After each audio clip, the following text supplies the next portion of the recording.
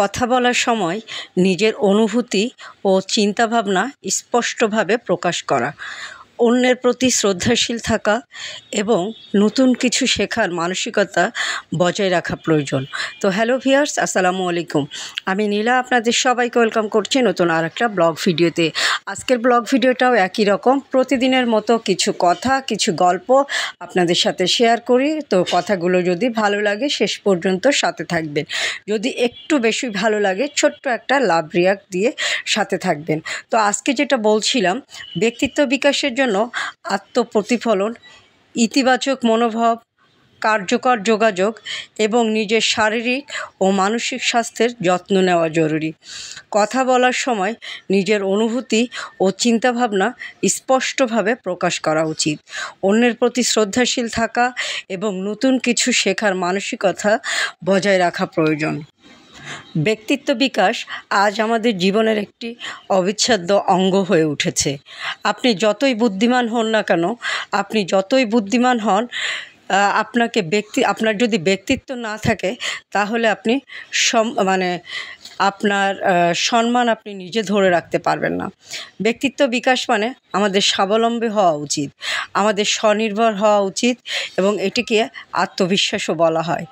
এবং আমি আপনাকে কেবল কয়েকটি টিপস বলতে পারি যার মাধ্যমে আপনি আপনার ব্যক্তিত্ব বিকাশ করতে পারেন। যেরকম সর্বদা স্মার্টলি চিন্তা করা এবং শীতল থাকা বা নীরব থাকা। সর্বদা অন্যান্য চিন্তা করার চেষ্টা করুন, কখনো কাউকে কপি করবেন না, আপনার ব্যক্তিগত শৈলী তৈরি করুন। আত্মবিশ্বাসী হয়ে ওঠার জন্য নিজেকে ভালোভাবে জানুন এবং আপনার ক্ষমতা ও দক্ষতার উপর আস্থা রাখুন। প্রতিটি পরিস্থিতিতে ইতিবাচক দৃষ্টিভঙ্গি রাখুন। সঠিক চিন্তা আপনাকে অন্যদের কাছে আকর্ষণীয় করে তুলবে। যোগাযোগের দক্ষতা এবং কার্যকরভাবে কথা বলা ও শোনার দক্ষতা অর্জন করুন। যে কোনো আলোচনাতে সক্রিয়ভাবে অংশগ্রহণ করুন। সামাজিকতা বজায় রাখুন। নতুন মানুষের সঙ্গে পরিচিত হওয়ার চেষ্টা করুন এবং তাদের সঙ্গে সম্পর্ক গড়ে তুলুন। ভালো সম্পর্কগুলো আপনার ব্যক্তিত্বকে আরও সমৃদ্ধশালী করবে।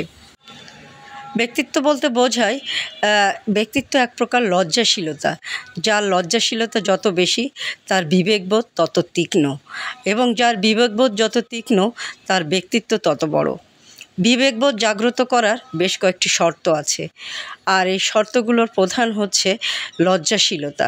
লজ্জাশীলতা এমন এক স্বর্গীয় ইন্দ্রিয় বা প্যারামিটার যার দারুণ নিজের প্রয়োজনটুকু কারোর কাছে চাইতে পারে না। লজ্জাশীলতার পূর্ণতা থাকলে স্বভাব ও চরিত্রের মর্যাদায় একজন মানুষ অনেক মানবিকতার ঊর্ধ্বে উঠতে পারে, আর না থাকলে নিকৃষ্ট হয়ে যেতে পারে। জীবনের পেশাগত এবং ব্যক্তিগত সময়গুলোতে সুন্দরভাবে ব্যক্তিত্বকে গড়ে তুলতে হলে সুন্দর একটা মার্জিত পোশাক পরুন। আর মার্জিত পোশাক হতে পারে সুন্দর একটা সিম্পল শাড়ি, সিম্পল ড্রেস এবং সুন্দর কিছু পোশাক। তো সুন্দর কিছু পোশাক অবশ্যই শালীনতার ভিতরে থাকতে হবে এবং খুব হালকা পাতলা থাকতে হবে। শাড়ি হতে পারে এর প্রধান একটা মাধ্যম। ব্যক্তিত্ব বিকাশের জন্য শাড়ির বিকল্প কোনো কিছু নেই। আপনি সুন্দর একটা শাড়ি পরে নিজেকে যখন স্মার্টলি প্রেজেন্ট করবেন তখন আপনার ব্যক্তিত্ব বিকাশ হবে। আর তাই অবশ্যই শাড়ি পরবেন। এবং সুন্দর কিছু শাড়ি কোথায় পাবেন জানেন তো?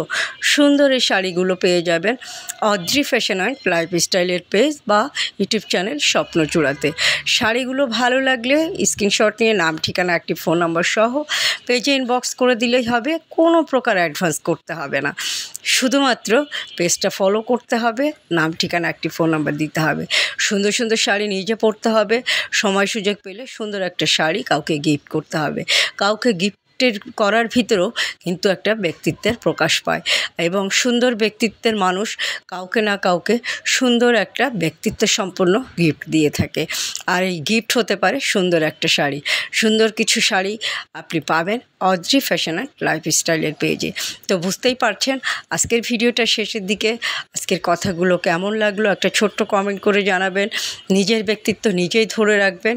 ব্যক্তিত্ব বিকাশে নিজের নিজের ইচ্ছা অনেক বেশি জরুরি এবং নিজেকে প্রতিশ্রুতিবদ্ধ করুন যেন আপনি আপনার ব্যক্তিত্বকে সুন্দরভাবে প্রকাশ করতে পারেন। তো আজকে এই পর্যন্ত। ভালো থাকবেন, সুস্থ থাকবেন, আমার পেজের সাথে থাকবেন। আল্লাহ হাফেজ। আসসালামু আলাইকুম।